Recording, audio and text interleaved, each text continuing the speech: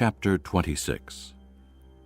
When Jesus had finished saying all these things, he said to his disciples, "As you know, the Passover is 2 days away, and the Son of Man will be handed over to be crucified." Then the chief priests and the elders of the people assembled in the palace of the high priest, whose name was Caiaphas, and they plotted to arrest Jesus in some sly way and kill him. "But not during the feast," they said, "or there may be a riot among the people."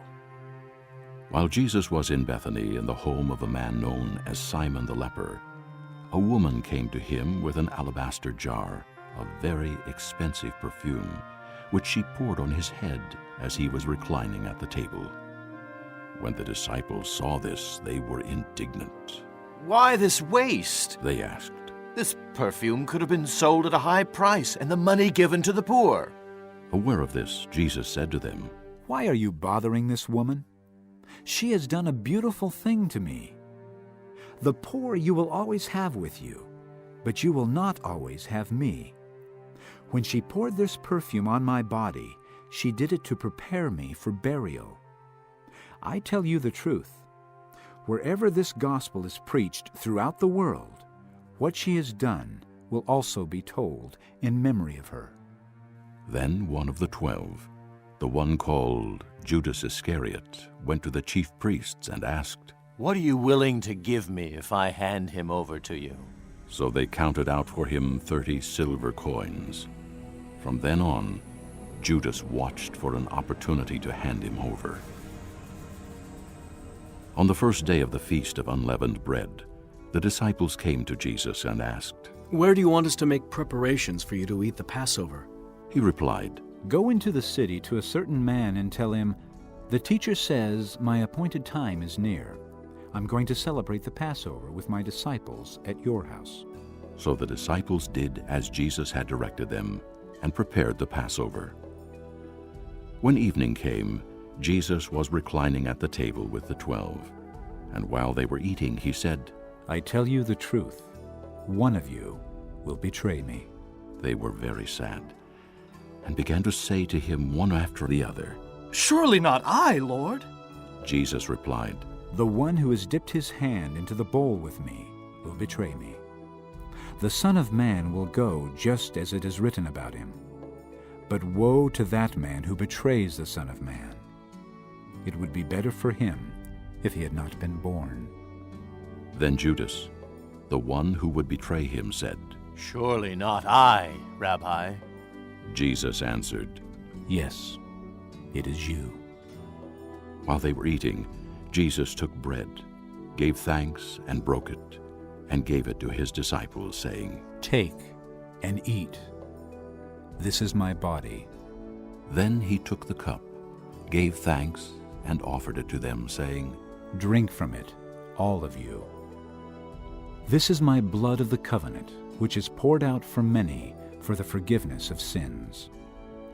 I tell you, I will not drink of this fruit of the vine from now on until that day when I drink it anew with you in my Father's kingdom." When they had sung a hymn, they went out to the Mount of Olives. Then Jesus told them, "This very night you will all fall away on account of me.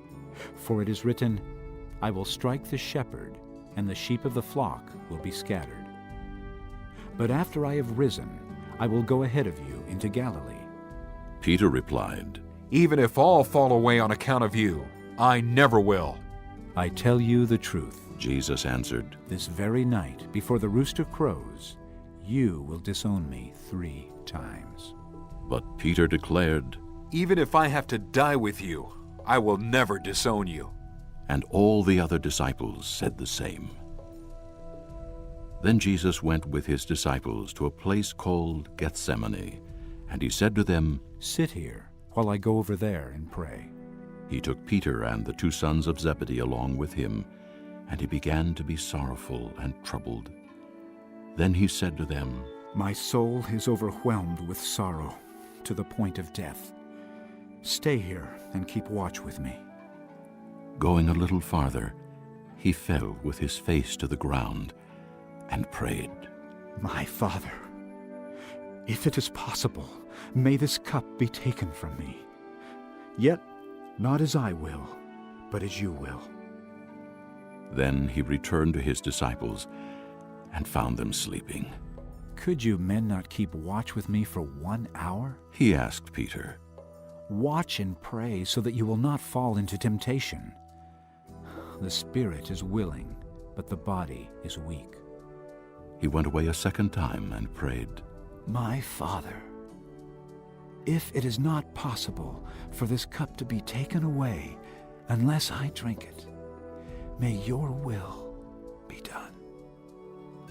When he came back, he again found them sleeping, because their eyes were heavy.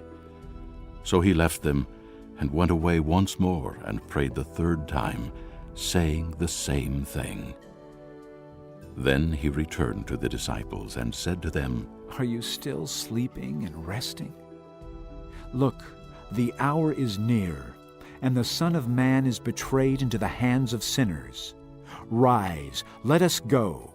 Here comes my betrayer." While he was still speaking, Judas, one of the 12, arrived. With him was a large crowd, armed with swords and clubs, sent from the chief priests and the elders of the people. Now the betrayer had arranged a signal with them. "The one I kiss is the man. Arrest him." Going at once to Jesus, Judas said, "Greetings, Rabbi." and kissed him.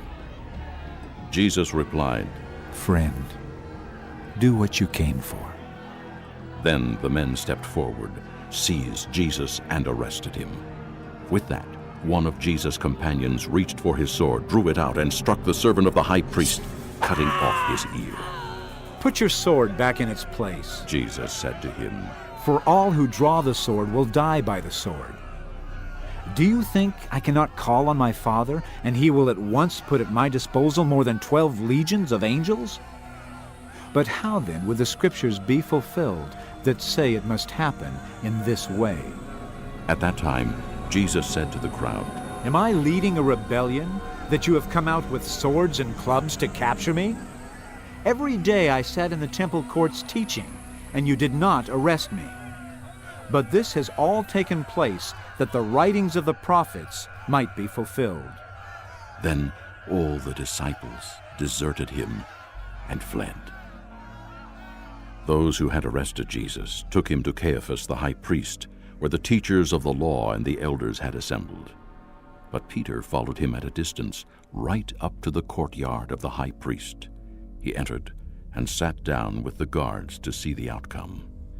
The chief priests and the whole Sanhedrin were looking for false evidence against Jesus, so that they could put him to death. But they did not find any, though many false witnesses came forward. Finally, 2 came forward and declared, "This fellow said, 'I am able to destroy the temple of God and rebuild it in 3 days.'"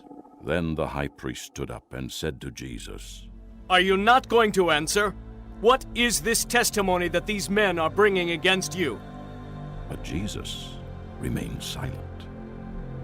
The high priest said to him, I charge you under oath by the living God. Tell us if you are the Christ, the Son of God. Yes, it is as you say. Jesus replied, But I say to all of you, in the future you will see the Son of Man sitting at the right hand of the Mighty One and coming on the clouds of heaven. Then the high priest tore his clothes and said, He has spoken blasphemy. Why do we need any more witnesses? Look, now you have heard the blasphemy. What do you think? He is worthy of death. They answered.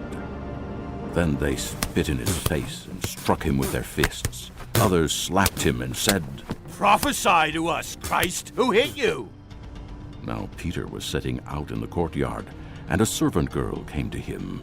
You also were with Jesus of Galilee, She said. But he denied it before them all.